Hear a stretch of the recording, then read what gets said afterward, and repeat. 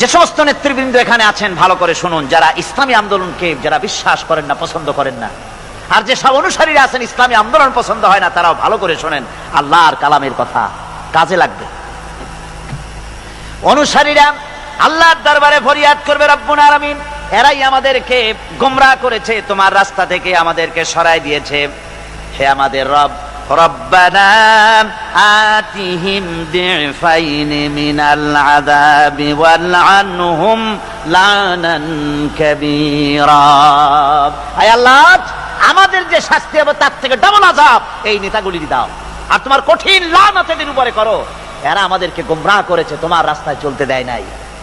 এরা মাঠে ময়দানে বক্তৃতা করেছে, আমরা মিটিং এর আয়োজন করেছি, আসরে রক্ত চলে যায়, মাগরিবে রক্ত চলে যায়, নেতা একবারের জন্য বলে নাই আজান দাও আমরা সবাই নামাজ পড়ি, বলে?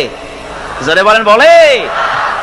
ও অনুসারী ভাইরা ভালো করে শোনো, ওই নেতা নামাজের জন্য বলে না, চরিত্র তৈরি করার জন্য বলে না, মা বাপের খেদমতের জন্য বলে না, বরং হাতে অস্ত্র তুলে দেয় শিক্ষকদের জনমের মতো শিখাইবার জন্য। সমস্ত কলেজ ইউনিভার্সিটিগুলি সব এখন মিনি ক্যান্টনমেন্ট। ইউনিভার্সিটি সহ প্রায় 180টার মতো শিক্ষাঙ্গন, শিক্ষা প্রতিষ্ঠান সন্ত্রাসের কারণে বন্ধ। একটা একটা করে একটু একটু খুলতেছে, সব সন্ত্রাসের কারণে। আর এই সন্ত্রাস কারা করছে? কারা অস্ত্র দিতেছে? ছেলেরা, তোমরা বুঝতে পারো নাই, তোমাদের হাতে কলম শোভা পায়, তোমাদের হাতে বই শোভা পায়, তোমাদের হাতের কলম তুলে নিয়ে হাতে যারা স্ট্যান্ড গান তুলে দেয়, তারা তোমাদের বন্ধু নয়, নেতা নয়, বরং তারা তোমাদের জীবনের দুশ্মন। এগুলি কি ধরে গান? জীবনের দুশ্মন। ঢাকা বিশ্ববিদ্যালয়, অনেকে গর্ব করে বলেন এটা হলো প্রাচ্যের অক্সফোর্ড। হতে পারে, ছিল একসময়। এখন সেই প্রাচ্যের অক্সফোর্ড এখন হয়েছে ছোট্ট একটি ক্যান্টনমেন্ট। ওই ইউনিভার্সিটির সামনে দিয়া লোকেরা যাতায়াত করতো, আগে আনন্দে বুক ফুলে উঠতো, আমার শ্রেষ্ঠ বিদ্যাপীঠ, এখানেই আমার লেখাপড়া হয়, কত ছেলে এখান থেকে প্রেসিডেন্ট হয়, প্রধানমন্ত্রী হয়, কত কিছু হয়।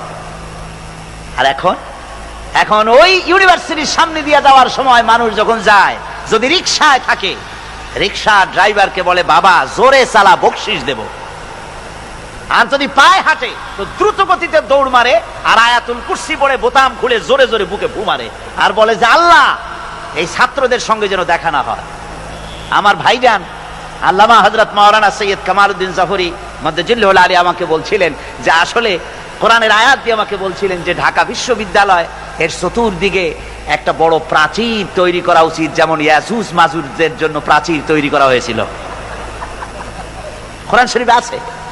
ইয়াজুজ মাজুজের জ্বালায় যখন এলাকার লোক টিকতে পারে না, তখন জনগণ বলেছিল ইয়া যাল কারনাইন, আমরা আপনাকে সাহায্য করব, খরচ দেব, সরকারি খরচ আর আমাদের খরচ নিয়ে একটা প্রাচীর করে দেন যে ইয়াজুজ মাজুজরা যেন বাইরে যেতে না পারে। আজকে অবস্থা কি হয়েছে? পুলিশ পর্যন্ত হয়রান, ওদের মার দেখা পুলিশ বাবারে মা কই দৌড় দেয় আরেক দিকে। সুতরাং আজকে কিয়ামতের দিন এই উপায় থাকবে না। আল্লাহ পাক এখানে অনেক সেলুট পাওয়া যাবে, এখানে দেখেন না, বাঁচলেও সেলুট, আবার যখন মরার পরে রাষ্ট্রপ্রধান মরছে অথবা তার পাশাপাশি কেউ মরছে, কামানবাহী শকটে করে নিয়ে যায় আর্মিরা লেফট রাইট করতে করতে, কামানবাহী শকট